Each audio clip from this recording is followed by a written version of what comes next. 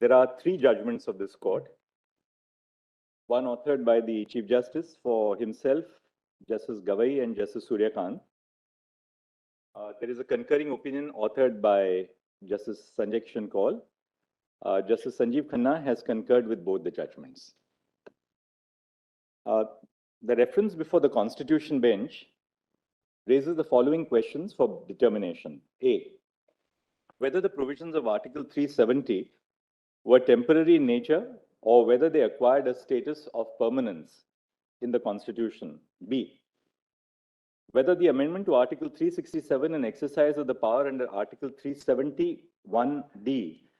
so as to substitute the reference to the Constituent Assembly of the state referred to in Clause 3 of Article 370 by the words Legislative Assembly of the state is constitutionally valid. C, whether the entire Constitution of India could have been applied to the state of Jammu and Kashmir in exercise of the power under Article 370, Clause 1, bracket D. D, whether the abrogation of Article 370 by the President in exercise of the power under Article 370, Clause 3 is constitutionally invalid in the absence of a recommendation of the Constituent Assembly of the state of Jammu and Kashmir as mandated by the proviso to Clause 3.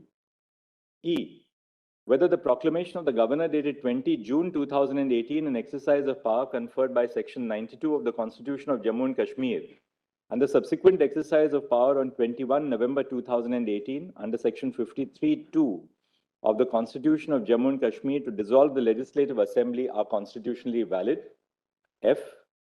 whether the proclamation which was issued by the President of India under Article 356 of the Constitution on 19 December 2018 and the subsequent extensions are constitutionally valid.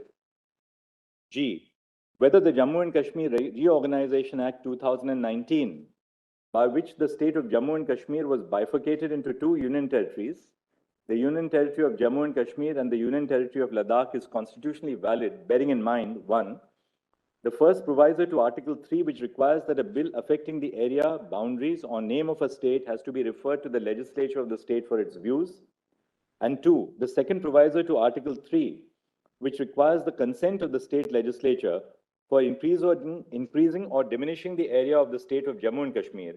or altering the name of the boundary of the state before the introduction of the bill in Parliament. H, whether during the tenure of a proclamation under Article 356, and when the Legislative Assembly of the state is either dissolved or is in suspended animation,